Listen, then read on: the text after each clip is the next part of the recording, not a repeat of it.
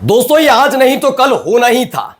Israel में इस समय सबसे ज्यादा जरूरत अब सैनिकों की है, क्योंकि इस पूरे संघर्ष के दौरान और जो पहले गजा के साथ हुआ उसकी वजह से इजराइल की सेना पहले ही घट चुकी है।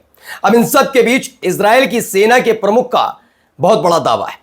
दरअसल एक ऑडियो कॉल उनकी रिकॉर्ड की और वो लीक हो गई, जिसमें वो बता रहे हैं कि इजराइल की सेना बगावती मूड में नजर आ रही है, वो और युद्ध लड़ना नहीं चाहती।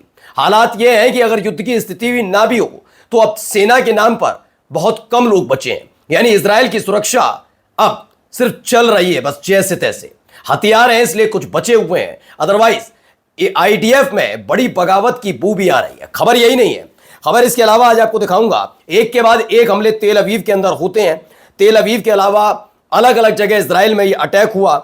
एक बड़ा हमला भी किया गया ईरान की तरफ से, कहां हुआ, और मुसीबत तो अमेरिका की भी कम नहीं है। हमने आपको बताया था कि कैसे ईरान ने इस बार स्ट्रेटेजिक तरीके से बहुत स्ट्रेटेजी बनाकर यह हमला करना शुरू किया, जिसकी वजह से अमेरिका के मिलिट्री बेस मिडिल ईस्ट के अंदर सुरक्षित नहीं रहे और अपने सैनिकों को बचाने के लिए उन्होंने उन्हीं देश के अलग अलग होटल्स और या फिर रिहायशी इलाकों में ठहराना शुरू किया। लेकिन अब खबर है कोई भी अमेरिका के सैनिकों को अपने यहां शरण देने के लिए तैयार नहीं है, क्योंकि उनको डर है कि कहीं ईरान को पता लगा तो ईरान सटीक हमला करेगा और इन अमेरिकी सैनिकों की वजह से उनका नुकसान ना हो जाए। कई और भी महत्वपूर्ण खबरें दिखाने जा रहा हूं कि कैसे अब कतर को अपने साथ लाना था, लेकिन कतर ने गुपचुप तरीके से डील कर ली ईरान के साथ। ईरान के साथ कतर की यह डील, क्या वाकई कतर से अब अमेरिका का बेस कैंप खत्म हो जाएगा? नमस्कार, मैं हूं प्रज्वल गौतम और आप देख रहे हैं टाइम्स एक्सप्रेस।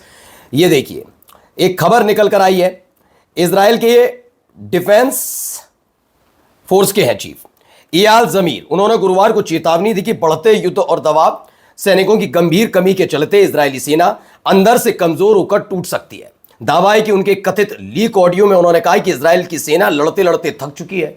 3 साल से हमास, हिजबुल्लाह और ईरान से चल रही लड़ाई, सेना सामान्य सुरक्षा मिशन के काबिल नहीं बचेगी। सामान्य सुरक्षा मिशन क्या होता है, पहले मैं आपको थोड़ा समझा दूं।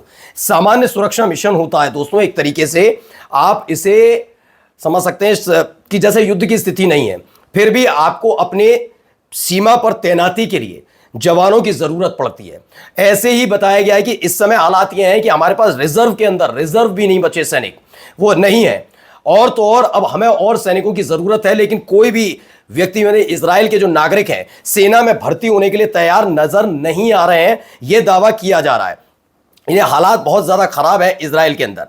एक और खबर देखिए, ये देखिए यहां पर क्या बताया जा रहा है। ये खबर निकल कर आई, इजराइल में सैनिकों की कमी है। ये एनडीटीवी खबर है। आईडीएफ का कहना है कि इजराइल में सैनिकों की कमी है। युद्ध के बीच आईडीएफ के सैन्य प्रवक्ता का बयान है। उन्होंने कहा कि लगभग 15,000 सैनिकों की कमी है अभी आईडीएफ के प्रवक्ता का। उन्होंने कहा अगर इसी तरह से युद्ध चलता रहा तो हमें फौरन अभी इसी वक्त 7 से 8,000 लड़ाकू सैनिक चाहिए जो लड़े, रिजर्व के लिए नहीं, हमें लड़ने के लिए चाहिए कि वो आए, लड़े, मैदान में उतरे, मोर्चा संभाले। ऐसे सैनिकों की जरूरत है। यानी कि आईडीएफ पूरी तरह खत्म होने की कगार पर पहुंच गई है। कोई भी व्यक्ति अब इजराइल का जो नागरिक है वो इसकी सेना, इजराइल की सेना में भर्ती होने के लिए तैयार नहीं है। एक तगड़ा झटका माना जा रहा है ऐसे वक्त में जब हर मोर्चे को खोल रखा है। ईरान वाला तो चल ही रहा है, हिजबुल्लाह के साथ नया मोर्चा खोलकर इजराइल ने खुद ही नई मुसीबत मोल ली है। इन सब के बीच ये खबर निकल कर आना कि आपके पास सैनिकों की कमी हो जाए, आपके पास सैनिक लड़ने के लिए ना बचें, तो सोचिए उस देश का रखवाला कौन होगा, है ना। चलिए एक और खबर, इजरायली सरकार में अभूतपूर्व तनाव देखने को मिल रहा है, एक दूसरे से भिड़ते नजर आ रहे हैं। खबर क्या है, चैनल 15 है, ये इजराइल का ही चैनल है। उसके मुताबिक इजराइल के वित्त मंत्री स्मोट्रिच ने कैबिनेट बैठक के दौरान चीफ ऑफ स्टाफ पर चिल्लाकर तनाव पैदा कर दिया। उन्होंने चीफ ऑफ स्टाफ से कहा हिजबुल्लाह इस लड़ाई की अगुवाई कर रहा है और पासा पलट रहा है। एक तरफ इजराइल के सैनिक बगावती मूड में नजर आ रहे हैं तो दूसरी तरफ वहां पर तनाव पैदा हो रहा, आपस में ही सिर्फ फुटबॉल जैसे हालात इजराइल के अंदर देखने को मिल रहे हैं। देखिए क्या हालात हो गए इजराइल के अंदर के हालात, देखिए पहले जरा। מהזירה בגני תקווה, בינתיים ללא נפגעים, מספר מכוניות עלו באש, חובשים של איחוד הצלה עם אמבולנס 75 פה במקום, סורקים לנפגעים, בינתיים ללא נפגעים. तो एक बड़ा हमला हुआ है, इजराइल में हिट किया किसने, ईरान की मिसाइल गिरी और उसके बाद के हालात आपके सामने, वहां कैसे धू धू करके जल उठा है। देखिए एक और वीडियो।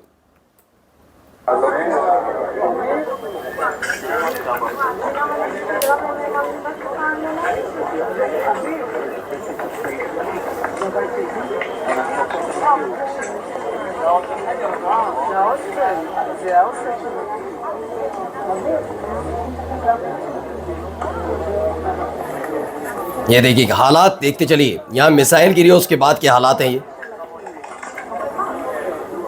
हर तरफ बर्बादी का आलम नजर आता है।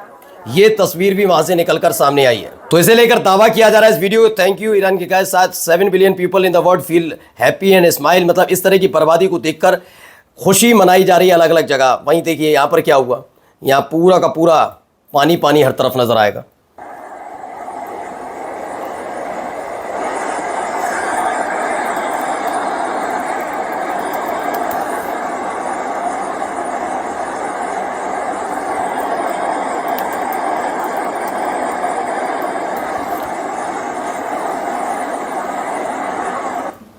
तो ऐसे दावा है कि Israeli Sorek water treatment plant has been destroyed by Iran. Iran ने थोड़े दिन पहले कहा भी था जो ट्रीटमेंट प्लांट है उस पर टारगेट करेगा। तो इजराइल के इस ट्रीटमेंट प्लांट पर अटैक हुआ है और इस अटैक ने हिलाकर रख दिया अंदर तक। अब आते हैं अमेरिका को लेकर। अमेरिका में अभी मैंने थोड़ी देर पहले खबर दिखाई, उनका एक जेट मार गिराया गया। तो दूसरी तरफ खबर है सैयद अब्बास अरागची जो विदेश मंत्री हैं ईरान के, उन्होंने द न्यूयॉर्क टाइम्स की खबर है, कई मेल्स हैं उनको सार्वजनिक किया और क्या लिखा है। उन्होंने ये बताया है कि ईरान के विदेश मंत्री का दावा है कि मिडिल ईस्ट देशों में अमेरिकी सैनिकों को ईरान के हमले के डर से होटल का कमरा नहीं दिया जा रहा है। कई ठिकाने बर्बाद होने से इनके सैनिकों के रहने पर संकट है। दरअसल आपने देखा भी कि जब पहले रडार सिस्टम इन्होंने खत्म किया, अब जब रडार काम नहीं करेगा तो डिफेंस सिस्टम काम नहीं करेगा, फिर डिफेंस सिस्टम काम नहीं करेगा तो इंटरसेप्ट नहीं कर पाएगा, और इंटरसेप्ट नहीं कर पाएगा ईरान की मिसाइल को, तो अमेरिका के बेस के हालात क्या होंगे आप समझ सकते हैं।